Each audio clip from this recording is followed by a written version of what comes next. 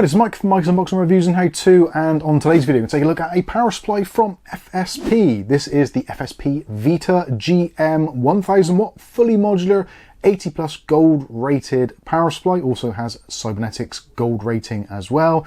This is a PCI Express Gen 5.1 and ATX 3.1 power supply, and is currently retailing on scan.co.uk for £120 here in the UK towards the end of November 2025.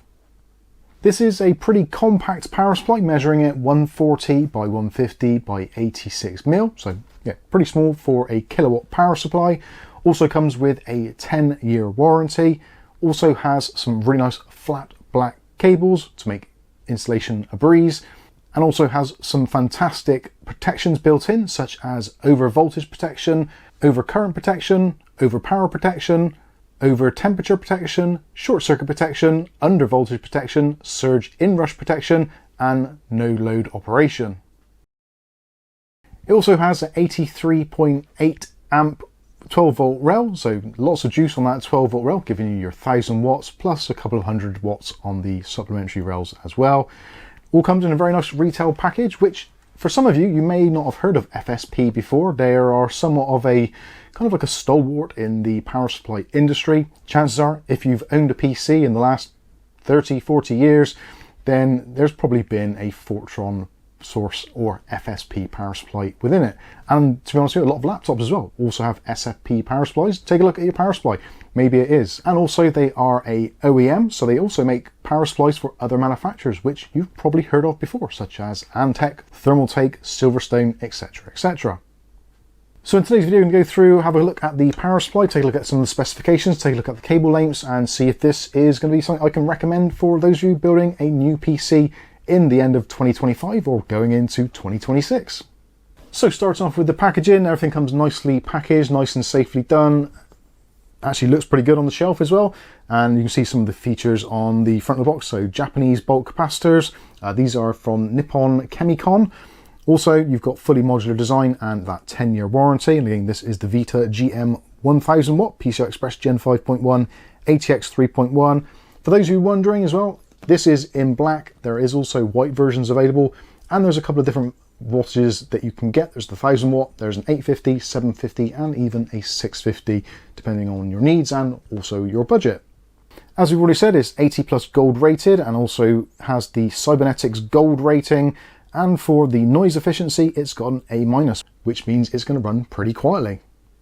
On the back of the box, we've got some more features there. The efficiency greater than 90% at typical loads, 80 plus gold certified, 105C Japanese bulk capacitors, 120mm hydraulic bearing fan, and fully modular cable design, as we've said, and all of the protections. Also, it's got some information about the wattages on the various rails at the bottom there. So next, let's take a look at the power supply itself. And again, it is a very compact unit measuring at 140mm, so the actual length that it takes up. The other dimensions are the usual ATX standard, so 85 or 86mm top to bottom, and 150 across. But yeah, 140 means it should fit into even the most compact of ATX cases or Micro-ATX cases if you're going to stick it in there. It's actually a nice looking power supply. I think they've done a lot of attention to detail on this. Got some nicely rounded edges over there, so no sharp connections.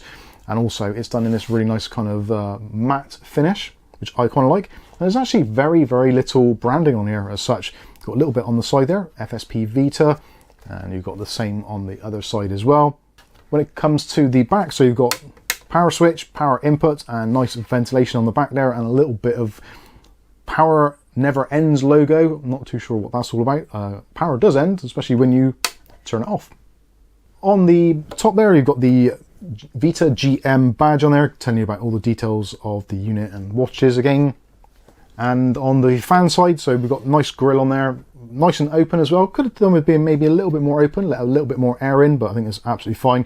The hexagon basically kind of outlines the circle of the fan itself, and it is a 120mm fan. The fan itself is a low noise version from Yate Loon, which is the D12SH-12, which is a rifle bearing fan and spin speeds up to 2200 RPM and a maximum noise level of 40 dB at 88 CFM. So now let's take a look at the connectivity on the back. So first of all, we've got 3 peripheral connections on the side there. Actually, these have got a really nice little feature. So there is like a little lock little tab lock, so those will stay in nice and firmly, which you don't often get, but I kind of like to see that. Then you've got 2 CPU connections or EPS connections. Then you've got 2 PCI Express. Both of the cables have splitters on them, so you can have up to 4 plugs in total. You've got your motherboard connection down there. And most importantly, for some of you buying new 40 or 50 series NVIDIA graphics cards, you've got the 12 volt high power or 12 volt 2x6 connection, as it's now known. So that is going to be great. And also some AMD cards are actually having that in them now as well. So it's nice to have that as an option should you want to use it. Or alternatively, if you've got a GPU with either a twin or triple connections for the standard PCI Express 8 pins, then you can use those on the normal connections as you would normally. So yeah, that's all pretty good. Let's take a look at the cables next. So first of all, we'll start off with the main 24-pin power connector. So this has got some actually really nice flat cabling. So that's going to make cable management nice and easy. So you've got this nice little band which you can cable up if you want to. You do have the 24-pin split, so either for a 20 or 24. I kind of wish they'd have gone with just a standard 24-pin. I don't think there's many motherboards on the market these days which just use a 20-pin connector, and makes it a little bit more fiddly when installing it, but I think that is a minor concern. Overall, cable length's excellent, and this one comes in at 600mm long. Next up, we've got our EPS or CPU connections. So these are the 4-pin splits, and they are already split. Again, with these, weirdly not kind of clipped together, so you can't force them together, which does make installation a little bit easier, especially in those more tricky cases where access is limited. So I would have liked to have seen those kind of blocked together, or having an option of some form of latch. But anyway, they're absolutely fine, and they're nice and long as well. So these come in at 700mm in length. So even if you've got a slightly larger case or your power supply is in a slightly unusual place, then yeah, these should be absolutely fine. And again, nice flat cables for easy cable management. And next we've got our PCI Express, or these are actually labeled as VJ, but the effect is the same. So with these, they do have the slightly clipped together nature, so either 6 or 8 pin. These ones are actually as well pretty long, 650mm to the first plug, and then an additional 150 to the second. So with these, you get 2 cables included for the 2 ports that are on the back, and giving you 4 connections in total. So if you are using a graphics card which uses 2, you can use 2 cables if you want to. If you've got a 3, then you can just daisy chain one of those in, which generally is going to be absolutely fine for pretty much most graphics cards anyway. Nice flat cables again, nice and easy for cable management, and again, nice and long. So if you do have a slightly unusual route to get to your graphics card, you should be absolutely fine. And the next one is the NVIDIA style graphics connector, and also for AMD. So this is our 12 volt 2x6, and this one comes in at 600mm in length. And next we've got our accessory cables. So this is for your PATA or SATA drives or peripherals, that kind of stuff. So again, nice long cable there. So 500mm to the first plug, then 150 between each additional one. This first cable has 4 SATA plugs on it. And then you've got another 2 cables, which both have 2 SATA and 2 PATA or Parallel ATA or Molex connectors as we otherwise know them. Same lengths, so 500 to the first connector, then an additional 150 between the additionals. So that means you've got 8 SATA altogether and 4 Molex or Parallel ATA. And also when it comes to accessories included in the box, there isn't a great deal, as is normally the case with these type of things. No bags, unfortunately, to store your unused cables in, which is a little bit of a shame. I guess you might be able to stuff some in the baggie, but I doubt it. You do get some Velcro, so you can kind of strap them all together anyway. You also get your region-specific power cable.